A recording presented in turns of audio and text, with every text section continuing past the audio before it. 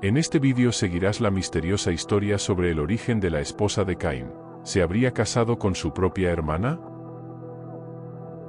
La historia del destierro y viaje de Caín es un relato bíblico que tiene lugar después de un hecho trágico. Caín mató a su hermano Abel. Este terrible acto enfureció a Dios, y decidió castigar a Caín enviándolo lejos, a la tierra de Nod, que está al este del Edén, ese jardín donde vivieron Adán y Eva.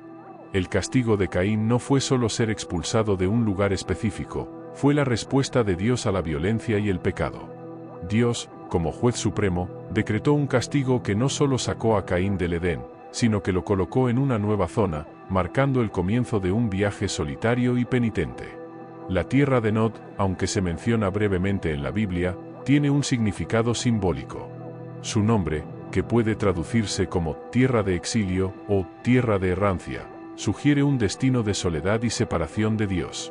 Es un lugar lejano, fuera de los límites del paraíso original, donde Caín enfrenta las consecuencias del terrible acto que cometió. La historia no solo muestra las consecuencias del pecado, sino que también destaca la justicia divina. Caín, ahora un vagabundo en la tierra de Nod, siente la soledad y el aislamiento espiritual como una forma de castigo. El viaje de Caín se convierte en un testimonio de la complejidad de las relaciones humanas y de las repercusiones de los actos impulsivos. Al explorar esta historia, nos encontramos cara a cara no solo con el castigo de Caín, sino también con la naturaleza del perdón divino.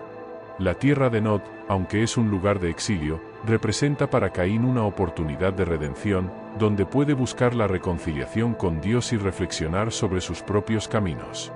De esta manera, el destierro y el viaje de Caín no son solo acontecimientos aislados en la narrativa bíblica, son una historia llena de simbolismos y lecciones sobre las consecuencias de las acciones humanas y la búsqueda de la redención.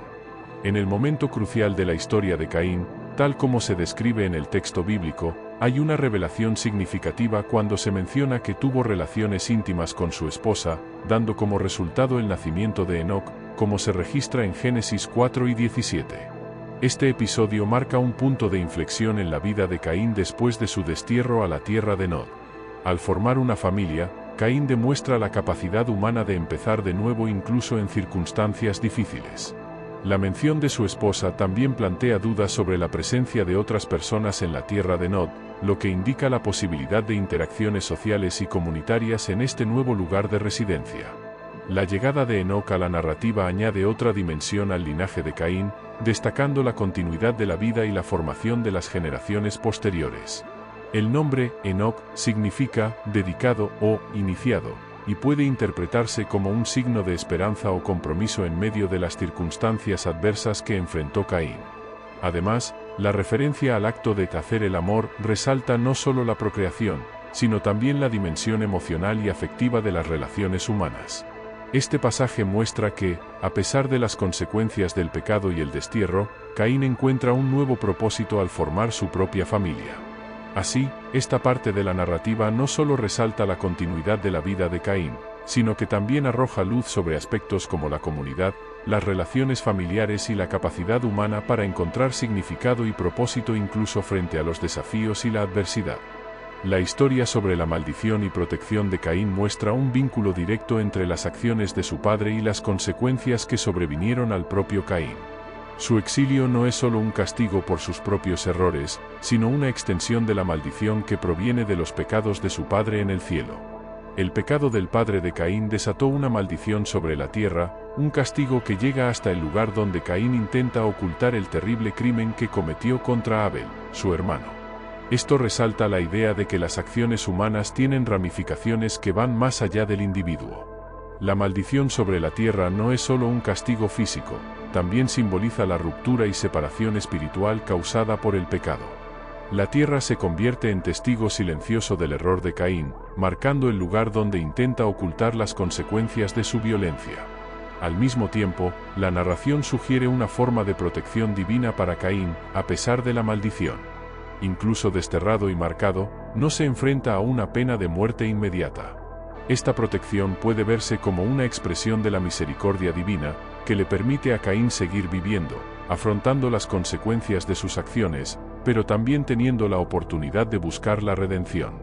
Así, El relato no solo describe la maldición de la tierra como consecuencia de los pecados del padre, sino que también resalta la complejidad de las relaciones entre las acciones humanas, el castigo divino y la preservación de la vida incluso frente a las consecuencias de graves transgresiones. El relato de Caín revela que, tras su destierro, se convierte en un vagabundo sin destino fijo. Esta característica sugiere inquietud y un estado de constante movimiento, reflejando el carácter penitente de su viaje tras el asesinato de Abel. Además, el texto menciona una promesa divina que tiene como objetivo vengar la muerte de Abel y asegurar la protección de Caín ante posibles amenazas. Esta promesa, hecha por Dios, representa la intervención divina en la vida de Caín, a pesar de su transgresión. Es una garantía de que, aunque esté desterrado y enfrente las consecuencias de sus acciones, Caín no quedará abandonado a su suerte. La dualidad entre la condición errante de Caín y la promesa de protección revela una complejidad en la relación entre el ser humano y la divinidad. Caín está marcado por sus acciones, pero aún así, Dios ofrece un camino de cuidado y preservación. Esta narración, por tanto, no solo destaca el castigo de Caín y su condición de vagabundo, sino que también señala la presencia constante de la divinidad en su trayectoria. Es una expresión de la misericordia divina, incluso ante las graves consecuencias del crimen cometido por Caín. Incluso después de la maldición y el destierro a la tierra de Nod, Caín encuentra un lugar donde establecerse. En la desalojada tierra de Nod, experimenta las complejidades de la vida familiar.